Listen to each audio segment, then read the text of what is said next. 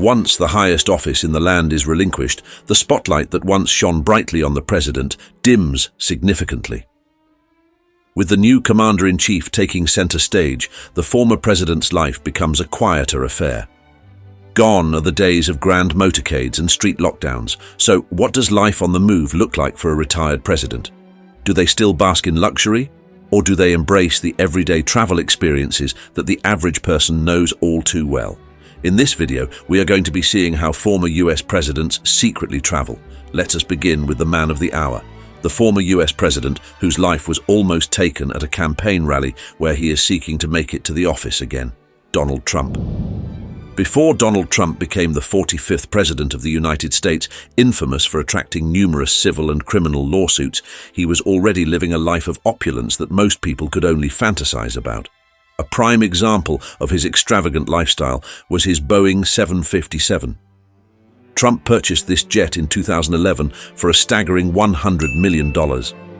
It played a significant role in his 2016 presidential campaign and earned the nickname Trump Force One. This flying palace was customized to Trump's lavish tastes, featuring Italian leather seats, 24-karat gold accents, and the Trump family crest prominently displayed.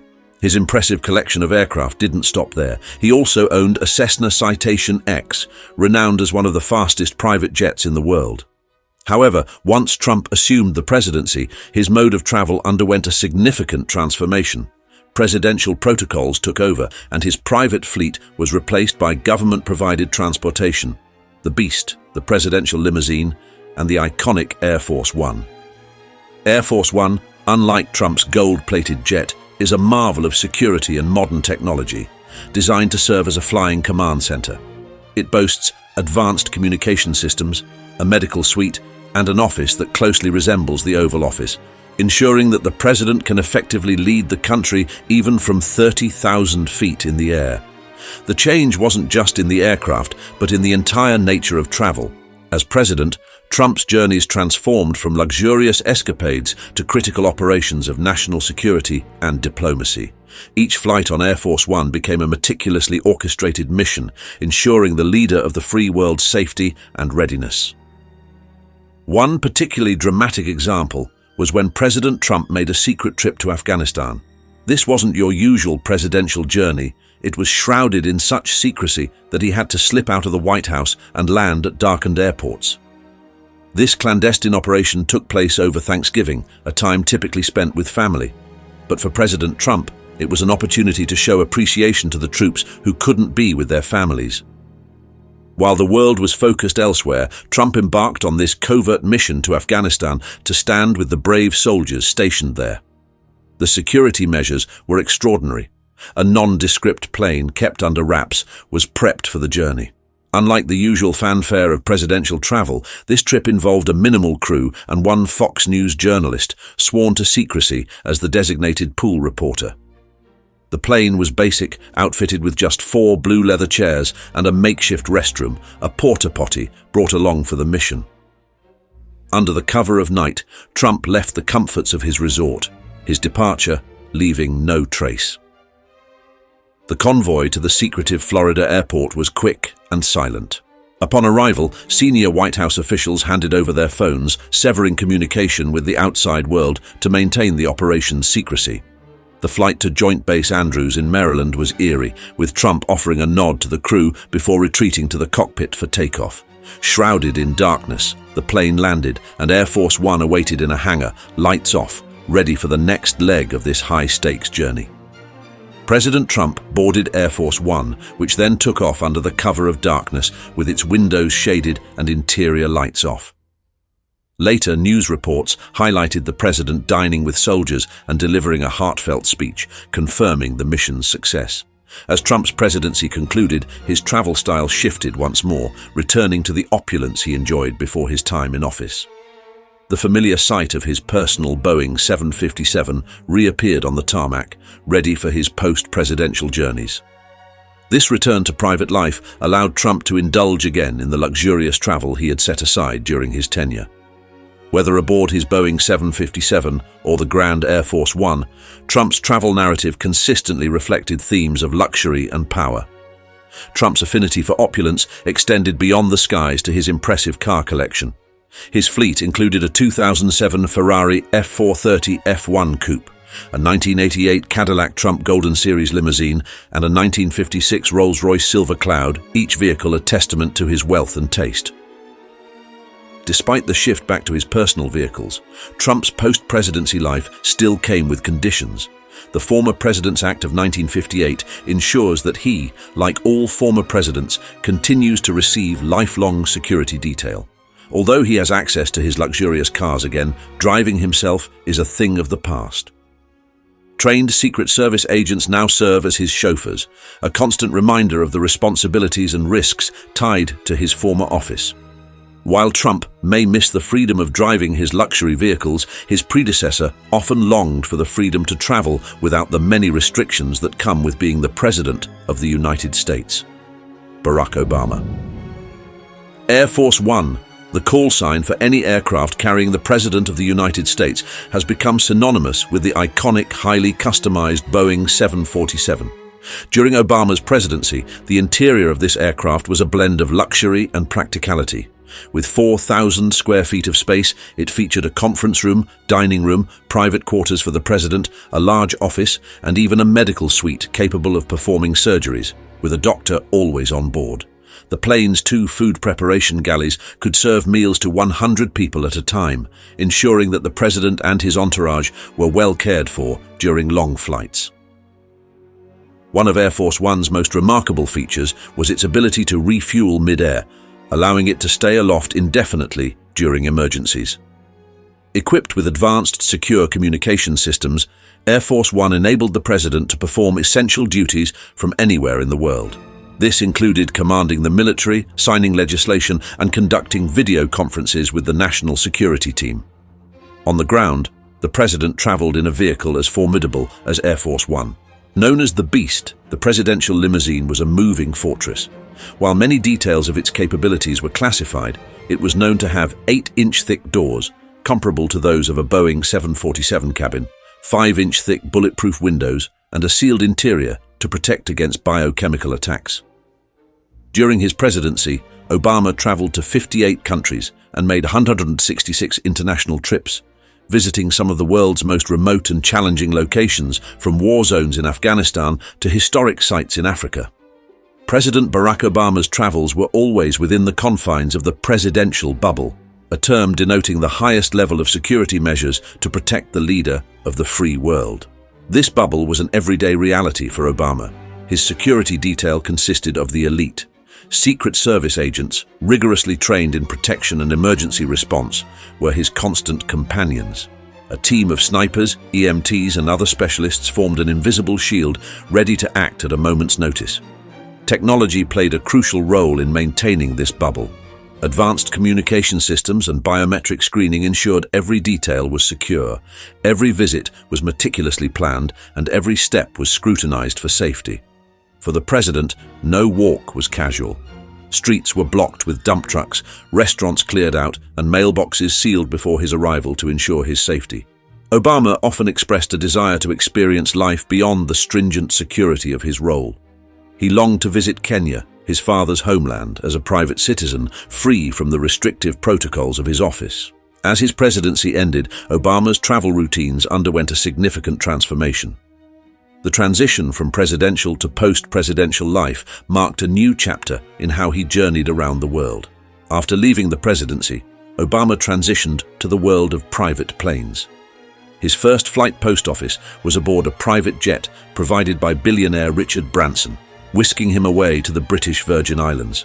This journey marked the beginning of Obama's new travel style, where the luxury of private jets became his norm. These planes offered him a different kind of freedom. No more rigid protocols, yet still providing privacy and security. While these private jets didn't boast the advanced technology or defensive capabilities of Air Force One, they offered a private and efficient way for Obama to continue his global presence. This transition has been personal as well as practical for him. Obama has openly talked about missing simple pleasures like driving. Before becoming president, he was known for his practicality and environmental consciousness, traits evident in his car choices. Leading up to his historic election, Obama drove a 2008 Ford Escape Hybrid. This vehicle, with its modest 133-horsepower four-cylinder engine, was one of the early SUVs to embrace hybrid technology. Obama's love for cars wasn't always about hybrids and fuel efficiency. He once owned a 2005 Chrysler 300C, a powerhouse with a 5.7-litre Hemi V8 engine. This beast boasted 340 horsepower and could rocket from 0 to 60 miles per hour in just 5.3 seconds. However, like all former presidents, Obama is no longer allowed to drive on public roads. His car choices now aren't about personal preference, but are instead dictated by the Secret Service. Despite these limitations, the vehicles Obama uses still draw public attention. He's often seen in heavily modified Chevrolet Suburbans, part of the Secret Service's fleet. These SUVs are far from ordinary, featuring advanced armor plating, defensive capabilities, and custom modifications to ensure the safety of a former president. While Barack Obama made history as the first black president to fly on Air Force One, there's another story within his family that precedes even this milestone. George W. Bush. Following in the footsteps of his father, George H.W. Bush, the 41st President of the United States, George W. Bush went on to become the 43rd President. During his presidency, George Bush's travel schedule on Air Force One was shrouded in secrecy. Flight routes were often changed mid-air, and the plane was accompanied by a military escort of fighter jets, ready to counter any threats. On the ground, the president's motorcade symbolized security, with every journey meticulously planned. Air Force One enabled President Bush to keep up with a demanding schedule, from state dinners and summits to policy speeches and peace negotiations. Its advanced communication systems connected him directly to the Pentagon, the White House, and embassies worldwide, ensuring that the president was always reachable. The plane's conference room, where Bush held meetings with his advisors, underscored the need to govern from 30,000 feet in the air. The many features of Air Force One were especially crucial during Bush's presidency. This importance was starkly highlighted on September 11, 2001. After the terrorist attacks, Bush was swiftly escorted to the skies. Air Force One became a secure command center as the president and his team coordinated the nation's response to the crisis. On that day, Air Force One was more than just transportation. It was a symbol of strength and a sanction. Bush continued to enjoy some of the features that had become part of his life in office, including Secret Service protection and transportation. Once he left office, George W. Bush no longer had the grand motorcade or the iconic Boeing 747 known as Air Force One at his disposal. His travels shifted to a much more low-key style, minus the impressive parade that used to accompany him. Adapting to life after the presidency, Bush embraced the freedom of the open roads around his beloved Texas. He was frequently spotted driving his Ford F-150 across the sprawling grounds of his Prairie Chapel ranch, relishing a taste of the independence he enjoyed before his presidency. Although security protocols prevented him from driving on public roads, the ranch offered a private space where he could still take the wheel, at least within its boundaries. But even in retirement, Bush's travels weren't entirely uneventful. In 2013, a private jet carrying the former president was forced to make an emergency landing after the pilot detected smoke in the cockpit. This close call, which could have turned into a major crisis, thankfully ended without injury. The incident underscored the ongoing risks of air travel, even for a former president, though it was resolved without harm or significant damage. When a strange smell of smoke prompted an investigation by the Federal Aviation Administration, the public's curiosity was piqued. The story quickly grabbed headlines, with news outlets airing dramatic images of the grounded jet and speculating on what might have caused the emergency. Social media buzzed with theories and chatter, turning the incident into a hot topic far beyond aviation circles. Those directly involved had mixed feelings of relief and curiosity. Freddie Ford, the president's spokesperson on the flight, thanked the crew for their professionalism and the emergency services for their prompt action. As for President Bush, his calm demeanor was shaped by his background as both a former leader and a pilot in the Texas Air National Guard. His experience gave him a unique perspective on the situation. In a different light, Bush's use of a private jet stirred public debate. He took a private jet to a veterans event and received a $100,000 speaking fee, which led to discussions about the ethics of former presidents receiving such perks. This conversation highlighted the often large sums involved in public speaking and book deals that former presidents frequently secure. Since stepping down, Bush has frequently shared his contentment with the simpler pleasures of life, like clearing brush on his ranch or soaking in the natural beauty around him. This stands in stark contrast to the high-stress environment he once navigated on a daily basis. One of the sweetest perks of retirement for former President George W. Bush is the freedom to drive, a luxury he had to forgo while in office due to security concerns. Since taking on the role of Texas governor in 1993, Bush hadn't driven on public roads, but on his Prairie Chapel ranch, he's free to get behind the wheel of his cherished 2013 Ford F-150 King Ranch Edition. This rugged truck, with its earthy colors and solid build, is a symbol of Bush's Texas heritage and his love for the great outdoors. It was on a special day like this that Jay Leno, the renowned comedian and car enthusiast, visited Prairie Chapel Ranch. Leno, famous for his deep passion for automobiles and his show Jay Leno's Garage, was thrilled to take a ride in Bush's Ford F-150. As they cruised around the ranch, they chatted about politics and swapped stories, enjoying the open space and each other's company. Bush's post-presidency adventures highlight not just his personal interests, but also those of his friends who themselves have a taste for luxury and influence. Bill Clinton. During his presidency, Bill Clinton was known for his significant international engagements, including landmark events like the signing of the Oslo Accords at the White House. His extensive travel schedule underscored his dedication to global diplomacy. Clinton made notable trips to countries that had never before hosted a sitting US president, such as Botswana and Rwanda. These visits highlighted his commitment to connecting with both prominent and lesser-known nations. Back home, he used travel as a tool to connect with Americans more directly. His first campaign famously featured bus tours that brought him closer to voters, a tactic he continued as president. Clinton was often seen stepping out of the presidential limo, affectionately known as the Beast, to mingle with crowds and shake hands. After leaving the Oval Office, Clinton's travel logistics underwent a shift. While he still enjoyed Secret Service protection, it was now on a reduced scale. The extensive fleet of armored vehicles and large security team were scaled back, but the commitment to his safety remained intact. Though he no longer traveled on Air Force One or with a vast motorcade, Clinton's global outreach continued. His post-presidency journeys were managed with chartered flights and private vehicles, handled by a smaller, more personal team. Even after leaving office, Clinton's travels didn't diminish. They simply evolved into a new, more streamlined form. Even after leaving the White House, Bill Clinton remained a prominent global figure, spearheading various initiatives through his foundation. His post-presidency years were dedicated to tackling major global challenges, from fighting climate change to advancing public health. Without the benefit of Air Force One, Clinton relied on private jets for his travels. These aircraft, often provided by wealthy friends and supporters, became his new mode of transport across the globe. A key player in Clinton's post-presidential travel was Canadian businessman Frank Giustra. As a philanthropist and the founder of the Clinton-Giustra Enterprise Partnership, Giustra didn't just offer Clinton a way to get around. He also became a crucial ally in Clinton's philanthropic endeavors. Although Clinton's security setup was scaled back from his time in office, the need for protection was still significant. The Secret Service continued to ensure his safety, coordinating with local security to protect his engagements. The use of private jets provided by friends like Giustra stirred some controversy and raised ethical questions. Giustra, known for his success in mining and film, from founding Lionsgate Entertainment to brokering major mining deals, became a key partner.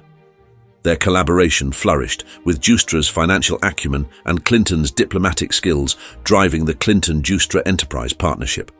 Together, they worked on projects aimed at reducing poverty and boosting economic development in developing countries.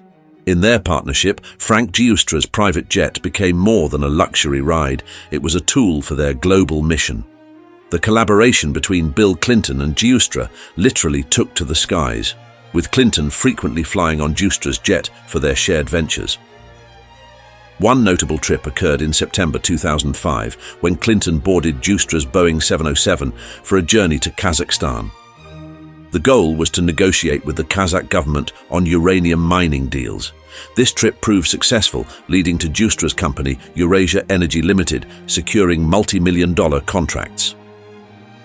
However, this trip also stirred controversy. Critics questioned the timing of Justra's $131 million donation to the Clinton Foundation, hinting at potential quid pro quo implications. Yet Clinton's post-presidency life wasn't always about private jets and high-profile security. On a seemingly ordinary day at Ronald Reagan Washington National Airport, Bill and Hillary Clinton blended into the crowd, boarding a commercial flight dressed casually. It was a rare glimpse of them embracing a more down-to-earth, everyday experience. As Bill and Hillary Clinton approached the Delta check-in desk, they turned heads. Travelers and airport staff alike couldn't help but take a second look, their faces a mix of surprise and curiosity. Bill Clinton, ever the approachable figure, greeted everyone with his signature charm, his voice cutting through the bustling terminal as he exchanged handshakes and friendly banter. Hillary Clinton, on the other hand, maintained a quieter demeanor, offering polite nods and smiles in response to the attention. However, not all of Clinton's travels have been so straightforward. Some of his trips have sparked considerable controversy, particularly those linked to Jeffrey Epstein. Reports and flight logs revealed that Clinton had flown on Epstein's private jet several times, which drew significant scrutiny. One witness, Johannes Schoberg, even recounted a troubling comment supposedly made by Epstein, hinting at inappropriate behavior, though no direct accusations against Clinton were made. This added to the cloud of suspicion surrounding Epstein's associates, even if Clinton himself was not directly implicated in illegal activities. While both luxury and controversy mark Clinton's travel history, other former presidents often opt for a more understated life after leaving office, sticking closer to their roots and embracing simplicity. Jimmy Carter. In the late 1970s, Jimmy Carter, a modest peanut farmer from Plains, Georgia, rose to become the 39th President of the United States. His travel style was as unique as his leadership, reflecting a philosophy that set him apart from his predecessors and successors. When Carter's presidency concluded, he embarked on a new journey focused on humanitarian work that would take him around the world for decades. Unlike many former presidents who used their post office years for lucrative speaking tours and book deals, Carter's approach was marked by dedication and simplicity. With Rosalind Carter by his side, the former president shifted his focus to meaningful global service through the Carter Center, which works on issues like peace and health. Their travels were not about the grandeur of presidential perks, but about hands-on work and making a difference. Whether navigating the corridors of power or engaging in grassroots efforts, Carter's post-presidential life has been a testament to his lifelong commitment to service and global betterment. From the remote landscapes of Africa to the bustling villages of Latin America, the Carter's travels were driven by a deep commitment to improving the lives of those in need. In a striking departure from the typical luxury and privacy associated with former presidents, Jimmy Carter embraced a travel style that was both humble and grounded. Instead of opting for private jets, Carter often chose commercial flights, even sitting in economy class. This down-to-earth approach won him admiration from fellow passengers and underscored his dedication to living modestly, despite having the means for a more extravagant lifestyle. Gone were the days of negotiating peace treaties and navigating high-stakes global politics. Now, Carter found himself alongside everyday Americans, navigating security lines and boarding procedures just like everyone else. His choice to fly coach wasn't just about travel, it was a powerful testament to his lifelong values of simplicity and service. Jimmy Carter's down-to-earth nature really stood out during his travels, as he consistently went the extra mile to connect with people. Whether it was carrying his own bags, posing for photos, or offering a handshake and a warm word, Carter's genuine kindness was evident. One memorable instance that truly touched people's hearts happened when Carter boarded a commercial flight. With only a single escort in tow, he took the time to walk down the aisle, greeting each passenger personally. The surprise and delight of fellow travelers were palpable, as the former president turned an ordinary flight into an impromptu meet-and-greet session. The airplane buzzed with excitement and the soft clicks of phone cameras as passengers realized they were sharing their journey with a former American leader. The unexpected encounter quickly spread on social media, with countless selfies and posts celebrating Carter's approachable demeanor and humility. The internet was abuzz with expressions of respect and admiration for the former president's genuine connection with his fellow travelers. Carter's down-to-earth approach to interacting with the public has become almost legendary. Far from being a rare occurrence, these personal connections are a hallmark of his post-presidency life. Carter is known for genuinely listening to people's stories, sharing his own anecdotes, and always lighting up the room with his signature smile. These simple yet meaningful moments leave a profound impact on those fortunate enough to encounter him, showcasing a leader who continues to connect with everyday folks long after leaving office. But Carter's affinity for genuine connections doesn't stop with his interactions on the ground. His fondness for train travel, particularly with Amtrak, reflects his commitment to environmental sustainability. He saw rail travel as a green alternative to the more extravagant motorcades of his presidential days. It's a choice that underscores his environmental values and his desire to stay grounded in the American experience. When it comes to cars, Carter sticks to the basics. He's often seen driving Chevrolets or Fords, embodying a preference for blending in with regular citizens rather than standing out. Meanwhile, his global efforts through the Carter Center focus on critical health initiatives like the battle against guinea worm disease, highlighting his dedication to making a tangible difference worldwide. Jimmy Carter's travels to the world's most remote corners weren't about snapping photos or making headlines.